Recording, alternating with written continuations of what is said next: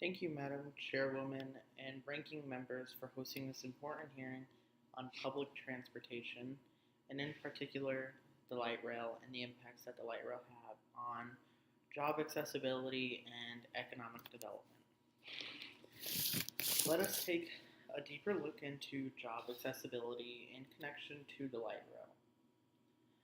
The light rail and the light rail system help benefit people who are low income, low skilled, or minorities because it gives them access to either low skilled jobs or jobs that they are qualified for, but they just don't have access to those jobs because of the lack of transportation. The cost of the light rail is not much more than it costs to operate our bus system, and has been proven to be more effective than our own bus system. It has also been proven that we can increase ridership in a suburban, sprawled out city like Phoenix. We can increase ridership with park and rides and making bus routes stop next to light rail stations instead of being near a light rail station with like a 5-minute walk from a light rail station. Have it go directly towards the light rail station. And it'll give people easier access to jobs and to shops and commerce. Minority and low income individuals tend to live in the city center while jobs that they tend to be qualified for are in the suburbs. Most people that are in this situation do not have disposable income for transportation options like a car or Lyft or Uber. So public transportation is their only option. So therefore, these jobs become inaccessible to them. With the light rail, it helps to take low income or low skilled workers from the city center further into the suburbs, therefore giving these individuals access to jobs and even sometimes better educational facilities. We see evidence that ridership is also up.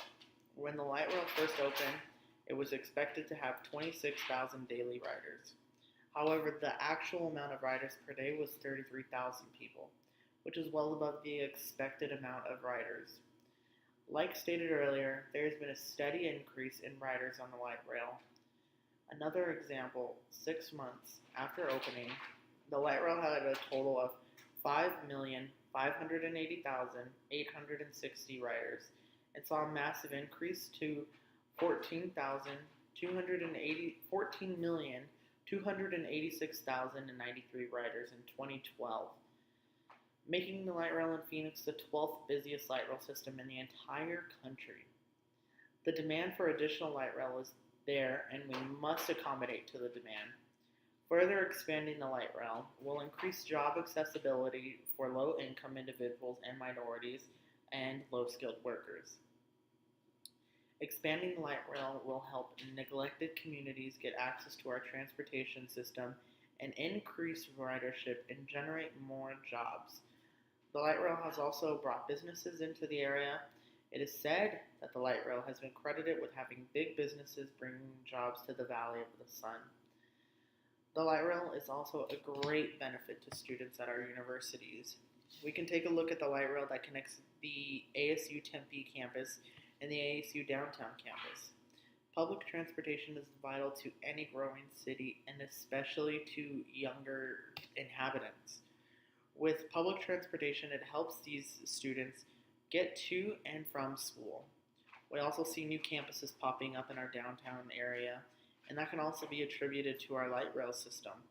We have the U of A biomedical campus downtown, and we can attribute their being attracted to the city, to the light rail, and the development we have going on downtown thanks to the light rail.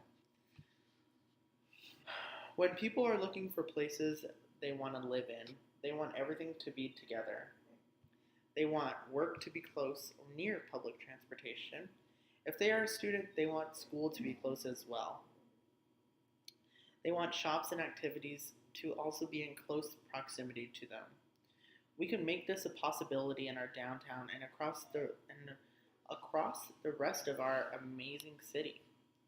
We now take a look at the economic impact that the light rail has made on land values and economic development that has followed with it.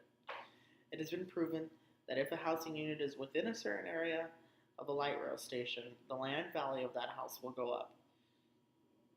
For example, in Portland, Oregon, there was a study conducted in 1993 on the Max East Side Line, and it was proven that housing within 500 meters of a station saw an uptick of 10% in land values. Now, if we take a look at Phoenix more specifically, we can see that along the light rail, more businesses pop up, creating more jobs. In a study that was conducted in encompassed cities that have the light rail systems, we take a look at one section of the study and see that 6 cities reported an increase in shopping at businesses that was generated due to being near the light rail station. We also see in 5 cities there were reports of new shopping areas near the light rail stations. In 4 cities there were also reports of an increase in employment. Madam Chair, this is a benefit that comes from the light rail. We can see that with the light rail, there is real economic change that is coming. For example, if you take a look at Central Avenue, you see more apartment buildings popping up. We also have more shops coming up. This makes it more evident that there is great positivity that comes out of the light rail. We can increase the land values, and we can also increase the density of the buildings surrounding the areas of a light rail station. Madam Chair and committee members, we are at a pivotal time in our city's life. We have the opportunity to expand our light rail and give neighborhoods that have been neglected for so long the chance to thrive. We have the chance to give so many people access to good jobs. A person living in South Phoenix will have access to jobs as far as Mesa, or as far north as 19th Avenue in Dunlap. With additional light rail, think of the amount of people's lives that we can have an impact on. We can lead the nation on light rail and public transportation. We obviously have the demand from our riders. We ended up blowing our anticipated rider numbers out of the water. We've had almost 14 million people ride the light rail, and that was a study that was conducted in 2012. We're now in the year 2018, and we've had about 16 million people ride the light rail. With the expansion of our light rail, people who do not have cars will not be burdened with the fact that there is not adequate transportation to their jobs. Now, in regards to the people who do have cars, we have a real and great opportunity to reduce cars on our roads and to reduce congestion and pollution. With the park and rides, it is a great way to get people who have cars off the road and to park right next to the light rail station and use the light rail. We have real and great opportunities if we expand funding for our light rail and public transportation. And I just want to say a sincere thank you, Madam Chair, and members of the committee for your time and attention. And I do hope that you take my proposition for more funding for the light rail and public transportation very serious. Thank you.